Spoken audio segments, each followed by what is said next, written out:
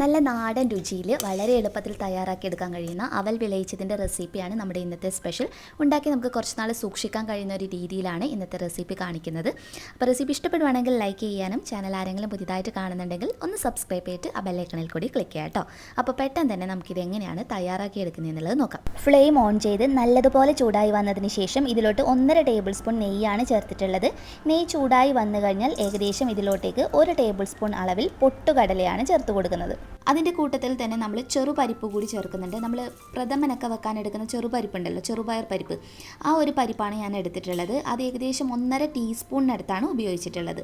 ഇനി ഈ ചെറുപരിപ്പും പൊട്ടുകടലയും കൂടെ ചെറുതായിട്ടൊന്ന് മൂപ്പിച്ചെടുക്കണം. നെയ്യിലിട്ടിട്ട് ഒന്ന് ചെറിയൊരു കളർ മാറി വരുന്ന സമയം വരെ മാത്രം നമുക്കൊന്ന് മൂപ്പിച്ചെടുക്കാം. ഞാൻ ഇനി ഫ്ലെയിം കുറച്ച് വെച്ചിട്ടാണ് ഉള്ളത്. ചെറുതായി കളർ മാറി വരാൻ തുടങ്ങിയിട്ടുണ്ട്. ഈ സമയത്ത് നമുക്കിതിലോട്ട് കറുത്ത എള്ള് ഏകദേശം ഒരു ടീസ്പൂൺ 1.5 ടീസ്പൂണൊക്കെ ഉപയോഗിക്കാവുന്നതാണ്. അത് നമുക്ക് ഈ നെയ്യിലിട്ടിട്ട് ഒന്ന് ചെറുതായിട്ടൊന്ന് മൂപ്പിച്ചെടുക്കാം. ഇനി ഇതിലോട്ട് ഉണക്കമുന്തിരിയും കശുവണ്ടിപ്പരിപ്പും ചേർത്ത് കൊടുക്കാം. നല്ല കറുത്ത ഉണക്കമുന്തിരി ഉണ്ടെങ്കിൽ അത് ഉപയോഗിക്കുന്നതാണ് ഒന്നുകൂടി നല്ലത്. അതുപോലെ ഫ്ലെയിം അധികം കൂട്ടിയിടേണ്ട, കാരണം നമ്മൾ നേരത്തെ ചേർത്തിട്ടുള്ള കടലപ്പരിപ്പും അതുപോലെ എള്ളൊക്കെ കരിഞ്ഞു പോകാനുള്ള സാധ്യതയുള്ളതുകൊണ്ട് തന്നെ ചെറു തീയിലിട്ടിട്ട് നമുക്കിതിനെ ഒന്ന് ചെറുതായിട്ടൊന്ന് മൂപ്പിച്ചെടുക്കാം. എല്ലാം നല്ലതുപോലെ തയ്യാറായി കഴിഞ്ഞാൽ നമുക്കിതൊരു വേറൊരു പാത്രത്തിനകത്തോട്ടേക്ക് മാറ്റി കൊടുക്കാം. എന്നിട്ട് ഇതിനകത്ത് ഒരിത്തിരി നെയ്യ് ഉണ്ടല്ലോ, ആ നെയ്ക്ക് അകത്തോട്ടേക്ക് തന്നെ വേണമെങ്കിൽ നിങ്ങൾക്ക് കൂടുതൽ ഉപയോഗിക്കാം. ഇതിലോട്ടേക്ക് അവൽ ചേർത്ത് കൊടുക്കാം. അവൽ ചേർത്ത് കഴിഞ്ഞാൽ നമ്മൾ അവൽ എടുക്കുന്ന സമയത്ത് ശ്രദ്ധിക്കാനുള്ളത്, നമ്മൾ ചുവന്ന മട്ട അവിൽ വേണം ഇതിന് വേണ്ടിയിട്ട് എടുക്കാൻ വേണ്ടിയിട്ട്. വെള്ള അവിൽ വെച്ചിട്ട് ഒരിക്കലും ഈ ഒരു റെസിപ്പി ചെയ്തെടുക്കരുത്, നമുക്ക് ആ ഒരു ശരിയായ രുചി കിട്ടില്ല കേട്ടോ. ഇനി നമ്മൾ ഇതെല്ലാം കൂടി ഒന്ന് 2-3 മിനിറ്റ്, കൂടുതൽ സമയമൊന്നും നമ്മൾ വറുത്തെടുക്കേണ്ട ആവശ്യമില്ല. ഒരു 2-3 മിനിറ്റ് നമുക്കിത് നല്ലതുപോലെ അവലൊന്ന് വറുത്തെടുക്കാം. അപ്പം ഞാനിവിടെ 1 കപ്പ് അവലാണ് എടുത്തിട്ടുള്ളത്. അളവും കാര്യങ്ങളൊക്കെ ഡിസ്ക്രിപ്ഷൻ ബോക്സിനകത്ത് കൊടുക്കാം കേട്ടോ. അതുപോലെ തന്നെ ഇത് നല്ലതുപോലെ വറുത്ത് പാകമായി വന്നിട്ടുണ്ട്. നമുക്കിതൊരു മറ്റൊരു പാത്രത്തിനകത്തോട്ടേക്ക് മാറ്റാം. അപ്പോൾ ഞാൻ അതേ പാത്രത്തിലോട്ടേക്ക് തന്നെ ഏകദേശം ഒരു 2 കപ്പിനടുത്ത് തേങ്ങ ചിരകിയതാണ് ചേർത്ത് കൊടുത്തിട്ടുള്ളത് കേട്ടോ. നമ്മൾ തേങ്ങ എടുക്കുന്ന സമയത്ത് അത്യാവശ്യം നല്ല അളവിൽ എടുക്കുമ്പോഴാണ് അവൽ വിളയിച്ചത് കഴിക്കാൻ നല്ല രുചി ഉണ്ടാക്കുക. തേങ്ങ നമ്മൾ ചെറുതായിട്ടൊന്ന് വറുത്തെടുത്താൽ മതി. തേങ്ങയുടെ ആ ഒരു നനവ് ഉണ്ടാവുമല്ലോ, അതൊന്ന് പോകുന്ന ആ ഒരു സമയം വരെ മാത്രം. അതല്ലാതെ ഇത് കളർ മാറി വരുന്ന രീതിയിലൊന്നും ചെയ്തെടുക്കരുത്. കുറച്ച് സമയം വറുത്തതിന് ശേഷം കയ്യിൽ വെച്ച് നമ്മളിങ്ങനെ തൊട്ട് നോക്കുമ്പോൾ നമുക്ക് മനസ്സിലാകും അതിൻ്റെ ആ ഒരു നനവും കാര്യങ്ങളും പോയിട്ടുള്ളത്. ആ ഒരു സമയം വരെ മാത്രം നമുക്കിത് വറുത്തെടുത്താൽ മതിയാകും. അപ്പോൾ ഇത് നല്ല രീതിയിൽ തയ്യാറായിട്ട് വന്നിട്ടുണ്ട്. ഇത് നമുക്കൊരു പാത്രത്തിനകത്തോട്ടേക്ക് മാറ്റാം. അടുത്തതായിട്ട് ഇതിലോട്ടേക്ക് ശർക്കര പാനി തയ്യാറാക്കി എടുക്കുവാണ് വേണ്ടത്. ഞാനിവിടെ ഒരു വലിയ അച്ച് ശർക്കരയും പിന്നെ ഒരു ചെറിയൊരു പീസ് കൂടി ഉപയോഗിച്ചിട്ടുണ്ടായിരുന്നു.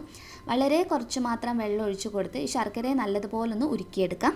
ശർക്കര നല്ലതുപോലെ അലിഞ്ഞ് വന്നതിന് ശേഷം ഞാനിതൊന്ന് അരിച്ചെടുത്തിട്ട് അതേ പാത്രത്തിലോട്ട് തിരിച്ചൊഴിച്ചിട്ടുണ്ടായിരുന്നു.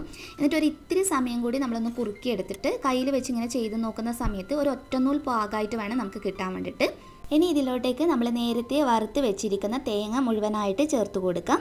തേങ്ങ ചേർത്ത് കഴിഞ്ഞാൽ ശർക്കര പാനിയായിട്ട് ചേർന്ന് വരുന്ന രീതിയിൽ നന്നായിട്ട് ചെറു തീയിലിട്ട് തന്നെ യോജിപ്പിച്ചെടുക്കാം. തേങ്ങ വറുത്തിട്ടൊക്കെ ചേർത്ത് കൊടുക്കുകയാണെങ്കിൽ നമുക്ക് ഫ്രിഡ്ജിനകത്തൊന്നും വെക്കാതെ പുറത്ത് തന്നെ നമുക്ക് കുറേ നാൾ ഒട്ടും കേടുകൂടാതെ ഇത് സൂക്ഷിക്കാവുന്നതാണ്.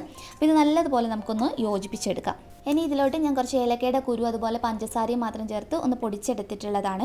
ഏലക്കപ്പൊടിയായിട്ട് കയ്യിലുണ്ടെങ്കിൽ അത് തന്നെ ഉപയോഗിച്ചാൽ മതി കേട്ടോ. ഇതിൻ്റെ കൂട്ടത്തിൽ നമുക്ക് കുറച്ച് ചുക്കുപൊടി ചേർക്കാം. വളരെ കുറഞ്ഞ അളവിൽ മാത്രം മതി. അപ്പോൾ ചുക്കുപൊടി കൂടി ചേർത്തതിന് ശേഷം ഒന്നുകൂടി നന്നായിട്ടൊന്ന് യോജിപ്പിച്ചെടുക്കാം. ഇനി നമ്മൾ വറുത്ത് വെച്ചിരിക്കുന്ന അവിൽ കൂടി ചേർത്തിട്ട് ഒന്ന് യോജിപ്പിച്ചെടുത്താൽ മതിയാകും. അപ്പോൾ ഒന്നുകിൽ നിങ്ങൾക്ക് ഫ്ലെയിം ഓൺ ചെയ്തിട്ട് തന്നെ ചെറു തീയിലിട്ടിട്ട് വേണമെങ്കിൽ യോജിപ്പിച്ചെടുക്കാം. അതല്ലെങ്കിൽ ഫ്ലെയിം ഓഫ് ചെയ്തിട്ട് തയ്യാറാക്കി എടുത്താലും മതി കേട്ടോ. എങ്ങനെയാണെങ്കിലും നമ്മൾ ഇത് ശർക്കര പാനിയായിട്ട് എല്ലാ അവിലും നന്നായിട്ട് ചേർന്ന് വരുന്ന രീതിയിൽ ഒന്ന് മിക്സ് ചെയ്തെടുത്താൽ മാത്രം മതി. എല്ലാം നന്നായിട്ട് ചേർന്ന് വന്നതിന് ശേഷം നമ്മൾ നേരത്തെ വറുത്ത് മാറ്റി വെച്ചിട്ടുള്ള കശുവണ്ടിപ്പരിപ്പും ഉണക്കമുന്തിരിയും ചെറുപരിപ്പൊക്കെ വറുത്ത് വെച്ചതെല്ലാം കൂടി ഒരുമിച്ചിട്ട് ചേർത്ത് കൊടുക്കാം. എന്നിട്ട് എല്ലാം നന്നായിട്ട് ഒന്നുകൂടി ഒന്ന് മിക്സ് ചെയ്തെടുക്കാം. അപ്പോൾ നല്ല എളുപ്പത്തിൽ നമുക്ക് തയ്യാറാക്കി എടുക്കാവുന്നതും ശരിക്കും നമുക്ക് കുറച്ച് നാൾ, അതായത് നമ്മൾ ഈ തേങ്ങയൊക്കെ വറുത്തിട്ടൊക്കെ ചേർക്കുകയാണെങ്കിൽ കുറച്ചധികം നമുക്ക് പുറത്ത് തന്നെ സൂക്ഷിക്കാവുന്നതാണ്. കുറച്ച് നാൾ കഴിഞ്ഞ് കഴിഞ്ഞാൽ നിങ്ങൾക്ക് ഇത് ഫ്രിഡ്ജിനകത്തോട്ടേക്ക് വെക്കുക. അപ്പോൾ കുറേ അളവിലൊക്കെ തയ്യാറാക്കി എടുക്കുന്നവരാണെങ്കിൽ ഒരാഴ്ചയിലൊക്കെ അധികം നിങ്ങൾക്ക് ഇതുപോലെ പുറത്ത് തന്നെ വെച്ചിട്ട് പിന്നെ നമുക്ക് ഫ്രിഡ്ജിനകത്തോട്ടേക്ക് മാറ്റാവുന്നതാണ് കേട്ടോ. അപ്പോൾ ശരിക്കും നല്ല എളുപ്പത്തിൽ തയ്യാറാക്കി എടുക്കാവുന്നതും കുട്ടികൾക്കൊക്കെ കൊടുക്കാൻ ഏറ്റവും നല്ലതായിട്ടുള്ളത്. അപ്പോൾ ഇതിൻ്റെ അളവും കാര്യങ്ങളൊക്കെ ഗ്രാം അളവാണ് നിങ്ങൾക്ക് വേണ്ടതെങ്കിൽ കപ്പ് അളവും അതുപോലെ ഗ്രാമിൻ്റെ അളവും ഞാൻ ഡിസ്ക്രിപ്ഷൻ ബോക്സിനകത്ത് കൂടി ഉൾപ്പെടുത്താം കേട്ടോ. അപ്പോൾ എല്ലാവരും തീർച്ചയായിട്ടും ഇതുവരെ ട്രൈ ചെയ്ത് നോക്കാത്തവർ തീർച്ചയായിട്ടും ഉണ്ടാക്കി നോക്കുക. നെക്സ്റ്റ് വീഡിയോയിൽ ഇനി നമുക്ക് നല്ലൊരു റെസിപ്പി ആയിട്ട് വീണ്ടും കാണാം. അതുവരെ ടേക്ക് കെയർ, ബൈ ബൈ.